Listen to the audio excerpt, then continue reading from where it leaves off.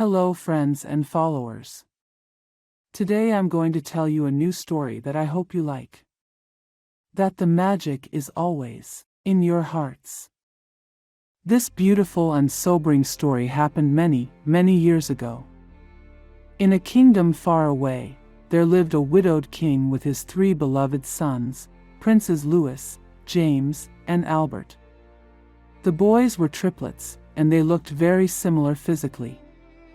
All 3 had eyes of an amber color like honey, very white skin, wavy hair, and an exquisite natural elegance, inherited from their mother. His father could only differentiate them by the color of their hair, since one was as dark as jet, another was red as fire, and the other was blonde as gold. They even had the same tone of voice. As for their way of being, they were completely different. Luis Moreno was a somewhat uptight, superficial young man with refined tastes, who cared a lot about his appearance. He liked nothing more than living surrounded by luxury, and adorning himself with jewelry, the bigger the better. Jamie, who was the blonde, on the other hand, did not attach too much importance to material things. He was the typical born joker, who radiated joy at all hours, and whose goal in life was to work little and have a lot of fun. Alberto, the 3rd brother, who had red hair, was the most shy and quiet. Passionate about art and culture, he used to spend his afternoons writing poems, playing the harp, or reading ancient books in the palace's lavish library. On the day the princes turned 18, the king ordered Tio prepare the table for a very special breakfast. He wanted to bring his 3 children together, to tell them something very important. While they were having breakfast, the king, addressing them, said, "My children, as of today, you are of legal age. I am full of happiness, and I want you to accompany me to the throne room. The important decisions of our kingdom are made there. I have something very important to tell you." "Father, what do you have to tell us?" "Now you'll see, Jamie. Patience is certainly not your thing," the king replied. And rising from his chair, he asked his sons to follow him. In silence, the 3 brothers followed him to the most important room of the palace. From his throne of gold and red velvet, he looked happily at his 3 children, who stood in front of him, wondering why their father had summoned them at such an early hour. "My children, today is a key day in your life. It seems like it was yesterday, when you came into the world, and now, you are already grown men. Time flies." The emotion broke his voice, and he had to pause briefly before he could continue his speech. "I have to confess that I have been thinking for months about what to give you on this important occasion. I sincerely hope that you like what I have prepared for you." He took out 3 small wooden chests that looked very old, and were closed with a padlock. He put the 3 on his knees. "Come closer and take one each. These 3 chests contain the same thing. 500 gold coins. I think it is a sufficient amount for you to go on a trip for a month. You are already adults, so you have the freedom to do what you want, and spend money however you want." The boys each took a chest and looked at each other stupefied. A month to do what they wanted, how they wanted, and where they wanted. And on top of that, with all expenses paid. Upon hearing the word gift, they had imagined a gala cape, or some silk underwear, but not this magnificent surprise at all. "My only condition is that you leave this noon. So go prepare the luggage, while the servants saddle the horses. In 30 days, neither one more nor one less, and exactly at this time, we will meet here, and you will tell me your experience." The 3 young people gave their approval. Still bewildered, they gave thanks and a big hug to their father. Then, as if floating on a cloud of happiness, they went to their rooms, with their pockets full, and their heads overflowing with plans for the next 4 weeks. When the clock struck 12 o'clock, the princes left the palace, determined to enjoy a unique and unforgettable month.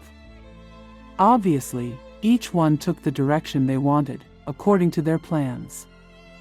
Luis decided to ride east, because the richest and most influential noble families were concentrated there, and he believed that the time had come to meet them. Jamie, like the good lifer that he was, went straight to the south, in search of sun and joy. I needed a party, and I knew where to find it.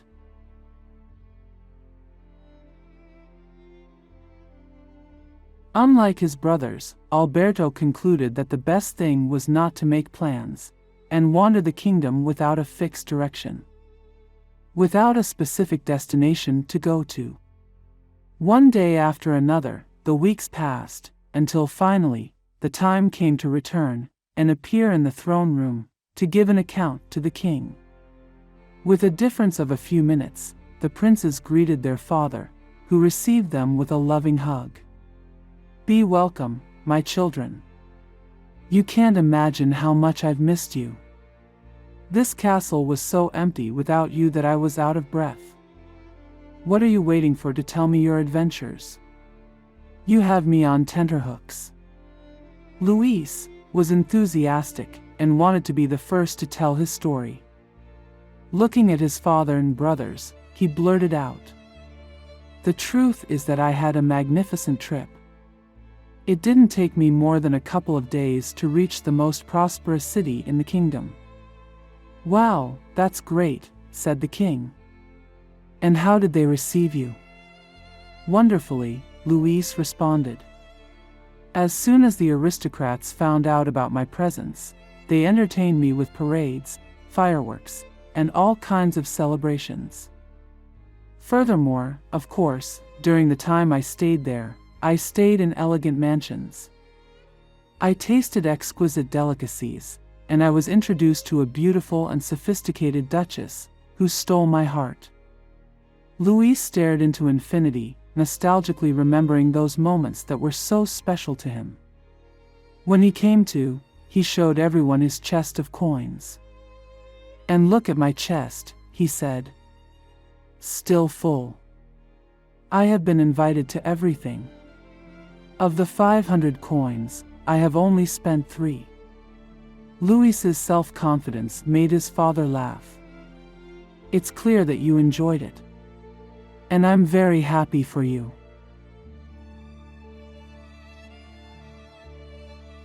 Next, the king looked at another of his sons. "And you, Jamie, did you have as much fun as your brother?" The nice boy was also crazy happy. "Better than good. I can say without lying that it has been the best month of my life." "Don't tell me, we are eager to know your adventures," said his father.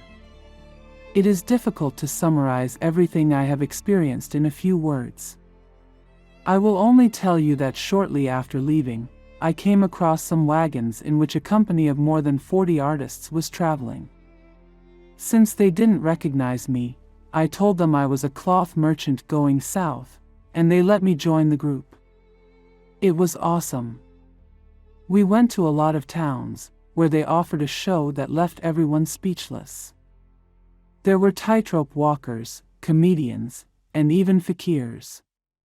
"Wow, that all sounds good. It must have been a lot of fun," the monarch added. Jamie was elated remembering his experiences. "I sat in the audience to watch it, but the best thing came later, because once they collected the things, we went to have dinner and dance under the moonlight. What a carefree life those people have. If it weren't for the fact that I am the king's son, I assure you that I would be a juggler." Jamie also looked lost for a few seconds, recreating his memories.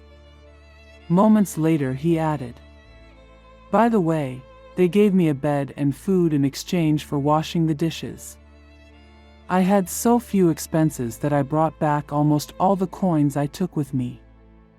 The father sighed, thinking that his son had no remedy. My dear Jamie, when will you settle down? Look, you like to do extravagances. In any case, I am very glad that this trip has been so pleasant for you. Finally, it was third brother's turn. Well, now only you are left. Tell us how it went. Alberto didn't seem too satisfied. Well, I wanted to see with my own eyes how the inhabitants of our kingdom live. For a month, I visited all the farms I could. The king fixed his gaze on the young man. It doesn't sound too fun, really. My son, do you want to explain to me what good all that has been for you? Alberto answered without hesitation. To see reality. To know what happens beyond the palace walls. Those of us who are here have everything, but out there, the majority of the population works from dawn to dusk in very difficult circumstances. Did you know that many do not even have an old plow to make their field tasks easier, and that the majority survive on bread and cheese, because they have nothing else to put in their mouths? Even though what he was saying was very depressing, Alberto did not break down, and explained the positive part of the trip. The good thing is that I have taken note of everything, and I have a lot of ideas that we can carry out to improve the living conditions of all those people. As for my coins, I have to say that I come with an empty chest, since I distributed it among the most needy. The king, very excited, stood up and announced in a grave voice. When I made the decision to invite you to see the world for a month, I wanted you to live a unique experience, following the dictates of your heart. The three princes held their breath, seeing that their father became more serious than usual. But I must confess that it was also a ruse to test you. Look at me, I'm already an old man. I need to rest and spend the years I have left taking care of the flowers in the garden and walking my dogs. The time has come for this kingdom to have a new ruler to guide its destiny. The king sighed tiredly. As you know, the honor of inheriting the crown always falls to the eldest son. Something that in this case is impossible because you are triplets born on the same day. Therefore, I believe that my successor should be the most deserving of the three. She took off her brilliant emerald crown, placed it in the palm of her hands, and approached her children. The first words were for Luis. Dear Luis, you achieve everything you set out to do. You like to live well and I praise it, but I hope that spending your days among lace and porcelain does not rot your noble heart. Never forget to cultivate the great virtue of generosity, which will allow you to share the much you have with those who have nothing. I wish you love and happiness for the rest of your life. Luis lowered his head.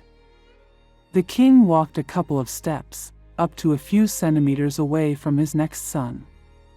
Dear Jamie, you have become a man who knows how to enjoy everything that surrounds you. You need strong emotions, and I know that you will live with intensity until the end of your days. I just hope that you enjoy it so much that it doesn't turn you into an empty being, with nothing to offer others. Try to make your life useful, and leave an important legacy that will never be forgotten. I wish you love and happiness for the rest of your life. Finally, the king approached good Alberto. Dear Alberto, you have become a cultured and compassionate man. You have taken advantage of all these years to study and train yourself as best as possible, because you have perfectly understood what the responsibilities of a prince are.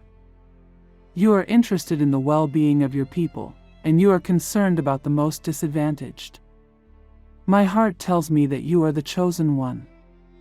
Having said this, and to the astonishment of Prince Louis and Prince James, he placed the crown on her head. From today, you will be the king of this kingdom. Rule with justice, and you will bring prosperity. Rule with kindness, and you will be loved. Rule with reason, and you will be respected by generations to come. Like your brothers, I also wish you love and happiness for the rest of your life." And that was how, for the first time, a birthday gift was used for a monarch to choose his successor.